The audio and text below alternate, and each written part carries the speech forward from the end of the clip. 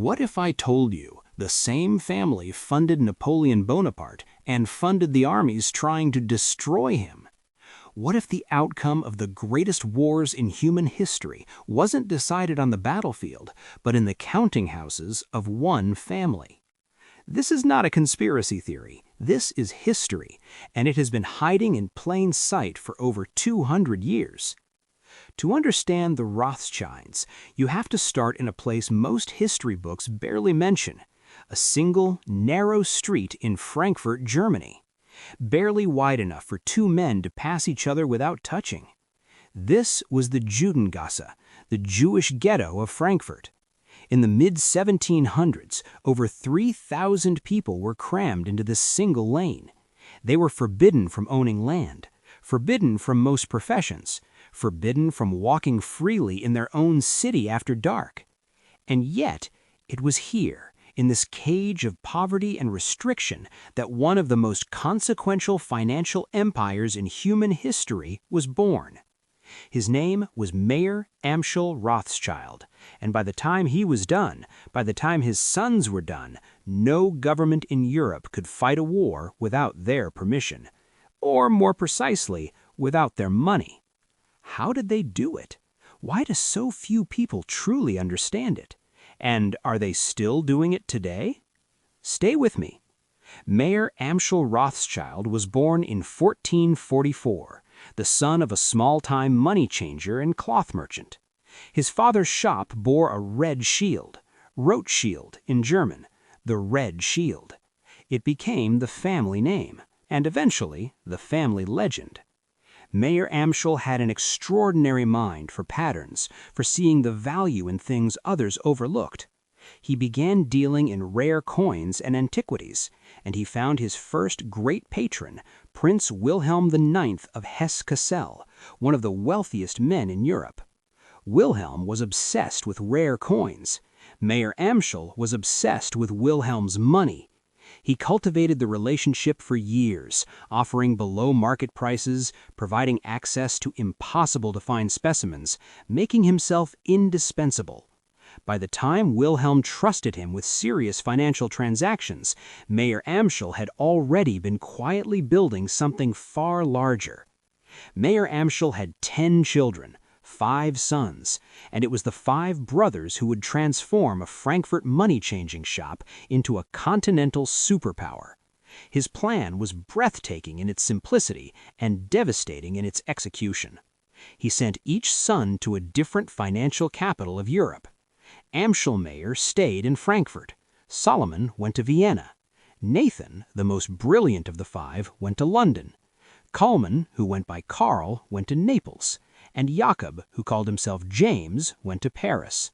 5 brothers, 5 cities, 5 eyes watching every market in Europe simultaneously, and one father back in Frankfurt coordinating them all through a system of coded letters, private couriers, and absolute trust. It was the world's first truly international banking network, and it gave them something no monarch, no general, no government could match: information. Mayer Amschel Rothschild died in 1812. By then, his family was already the most powerful financial force in Europe. He reportedly told his sons, Concordia, Integritas, Industria, unity, integrity, industry, the family motto, and one other thing, a sentiment that, whether he said it or not, described exactly what his sons were about to do.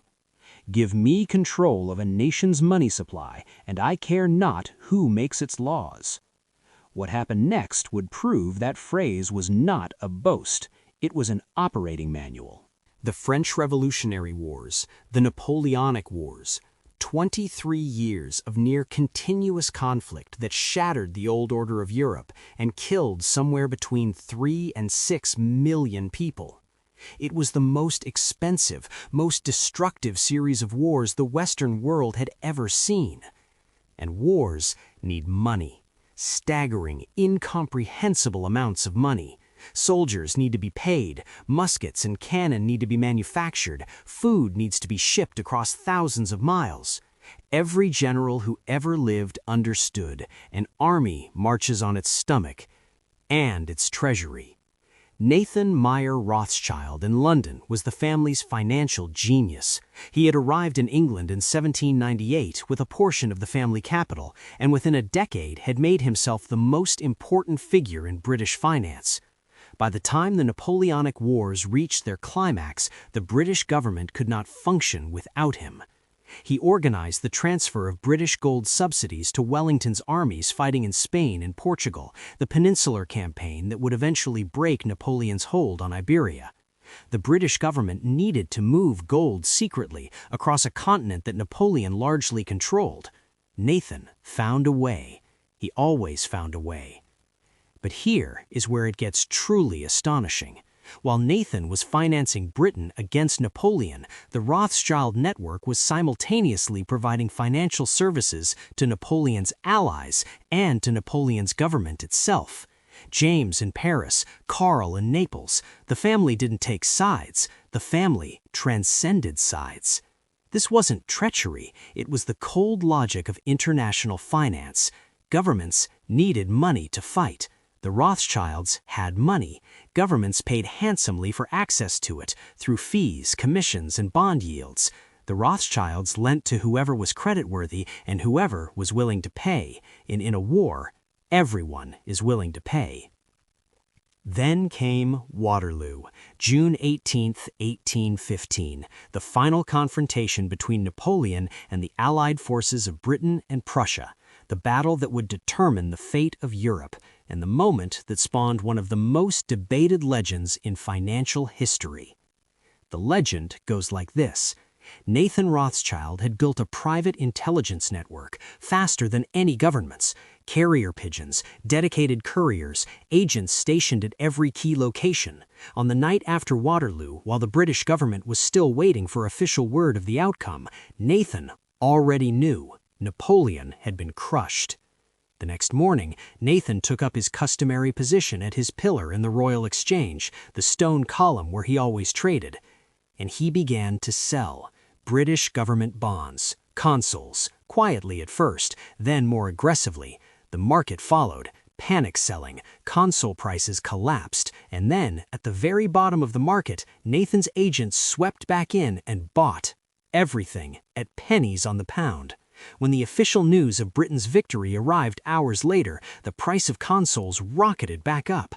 Nathan Rothschild, in a single day of trading, had multiplied the family's fortune by a factor some historians calculate at 20 to 1. Now, historians debate the details. Some argue the profit has been exaggerated. Some argue the sequence of events was different. What is not debated is that Nathan Rothschild's information network gave the family a decisive advantage over every other trader in Europe, and that advantage compounded, year after year, war after war, into something that beggared description. The Napoleonic Wars didn't diminish the Rothschilds, they made them. By the 1820s, the Rothschild family were not merely bankers. They were a power unto themselves, a sixth great power of Europe, as some diplomats of the time called them, alongside Britain, France, Austria, Prussia, and Russia. Their wealth in the decades following the Napoleonic Wars has been estimated, cautiously, at the equivalent of hundreds of billions of dollars in today's money. Some researchers, accounting for the compounding of assets across generations, place the figure even higher. Niall Ferguson, the Harvard historian who wrote the definitive biography of the family, described them simply as the wealthiest private family in modern history. But how do you keep that much wealth? How do you prevent it from being diluted, dispersed, lost to inheritance taxes, reckless heirs, bad marriages? The Rothschilds solved this problem in a way that was, depending on your perspective, either brilliant or disturbing. They married each other. Of the 18 marriages made by Mayer Amschel's grandchildren, fully half were between first cousins. The practice was deliberate, systematic, and legally sanctioned at the time. It kept the fortune inside the family. It kept the decision-making inside the family, and it meant that the 5 great branches, London, Paris, Frankfurt, Vienna, Naples, remained not just allied, but literally blood. Their connections extended beyond their own bloodline, of course. The Rothschilds became intimately entwined with European royalty. not through marriage to kings and queens, but through something more durable: financial dependence. The Austrian Habsburgs borrowed from the Rothschilds to fund their campaigns. The British Crown relied on Nathan's operations to manage the national debt. The Kingdom of Naples was effectively financed by Karl. Pope Gregory XVI borrowed from James de Rothschild, the most powerful Catholic monarch on earth, borrowing from a Jewish family from the Frankfurt ghetto.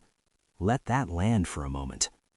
And their power was not confined to government debt. The Rothschilds understood something fundamental. The world was transforming. The Industrial Revolution was remaking economies, landscapes, entire ways of life, and every transformation required capital. Railroads. The Rothschilds financed the first great railway networks across France, Austria, and the Italian peninsula, at a time when the railway was as transformative as the internet would be in the late 20th century. The family that financed the infrastructure controlled the arteries of economic life. Mining. They controlled the Almaden mercury mines in Spain, at the time the primary source of mercury for the processing of silver and gold across the entire Western world. Without mercury, you couldn't refine precious metals at industrial scale, and without the Rothschilds, you couldn't get mercury. And wine. In 1853, James de Rothschild purchased Chateau Brun Mouton in Bordeaux. Renamed Chateau Mouton Rothschild, it would become one of the most celebrated wines in the world, and remains a Rothschild property to this day. Even their hobbies became empires. By the mid-19th century, the Rothschilds didn't just finance governments, they were a kind of invisible government. When Bismarck wanted to unify Germany, he needed their cooperation. When Britain wanted to buy the Suez Canal, the most strategically vital waterway on Earth, Prime Minister Disraeli called not his cabinet, not Parliament, not the Bank of England. He called Lionel de Rothschild, and Lionel wrote a personal check for £4 million, the equivalent of over $500 million today, that afternoon. Not a committee, not a vote. One man, one afternoon, one check. That is what it meant to be a Rothschild in the 19th century. The 20th century was, by any measure, the most turbulent 100 years in human history. 2 world wars, the Holocaust, the collapse of empires, the rise of nation-states, revolutions in Russia, China, across the globe. For any private dynasty to survive that century intact was an extraordinary achievement. For the Rothschilds, it was complicated. The rise of Adolf Hitler and National Socialism in Germany was an existential catastrophe for the European Jewish community, and the Rothschilds were no exception. The Frankfurt house, the ancestral home where Mayer Amschel had started everything, was seized by the Nazis. The Vienna branch was similarly expropriated. Family members fled. Assets were looted. Louis von Rothschild of Vienna was arrested by the Gestapo in 1938 and held for over a year. He was ultimately released, reportedly after the family agreed to surrender its controlling interest in a major steel complex. Ransomed. The wealthiest banking family in history, ransoming its own heir. And yet, they survived. The London and Paris branches remained intact. The family's British arm, in particular, continued to operate at the highest levels of finance throughout the war and into the post-war era. So, do the Rothschilds still exist today?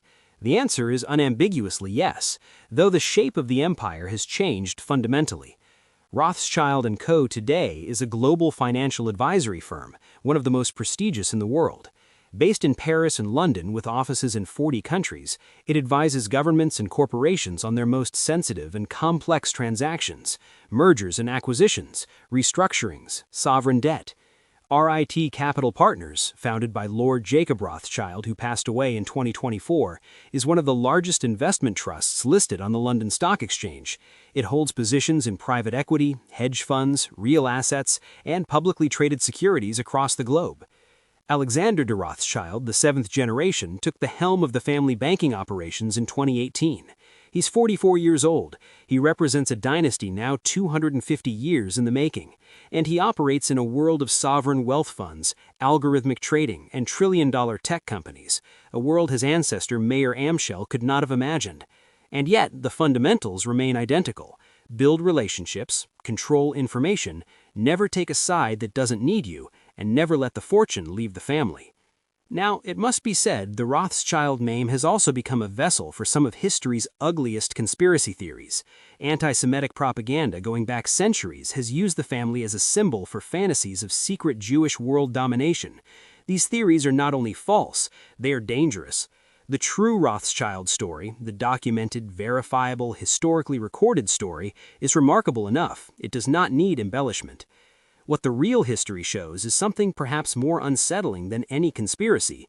Not a secret cabal pulling invisible strings, but a family that understood the rules of finance, power, and information better than anyone else in history, and used that understanding with extraordinary discipline across extraordinary time to build something that has now outlasted virtually every government, empire, and institution that existed when Mayer Amschel first opened his shop on the Judengasse.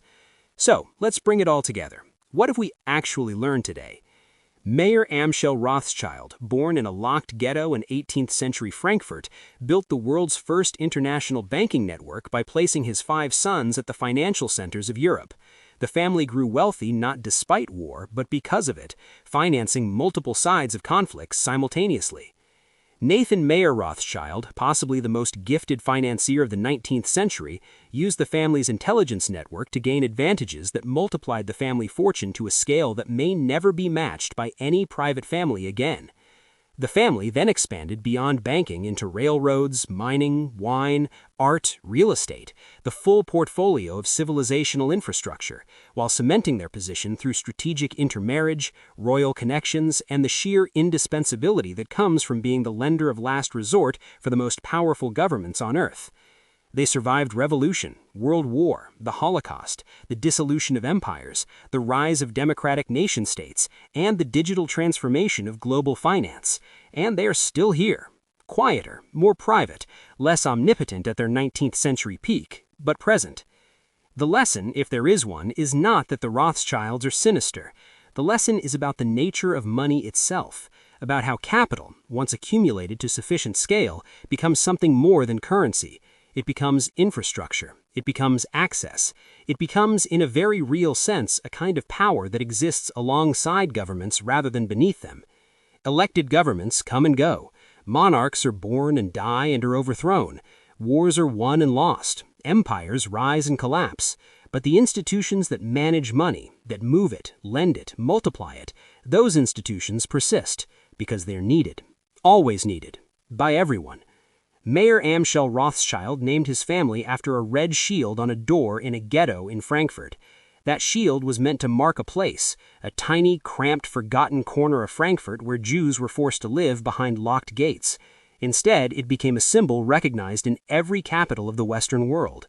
Not because of conspiracy, not because of magic, because of something far more powerful, far more patient, and far more durable than either of those. Because of compound interest. The greatest trick the banking dynasties ever pulled was convincing the world they were only bankers. If this story stayed with you, if it made you see the world a little differently, then do one thing right now. Hit subscribe. Every week on History Vaults, we go where textbooks are afraid to. The families, the fortunes, the forces that actually shaped the world you live in. Drop a comment below. What surprised you most? And if you want to go deeper, our next video in the Dynasties arc asks a question just as provocative. The Medici, the family that invented modern banking and modern power. The Rothschilds had a model. This is where it came from.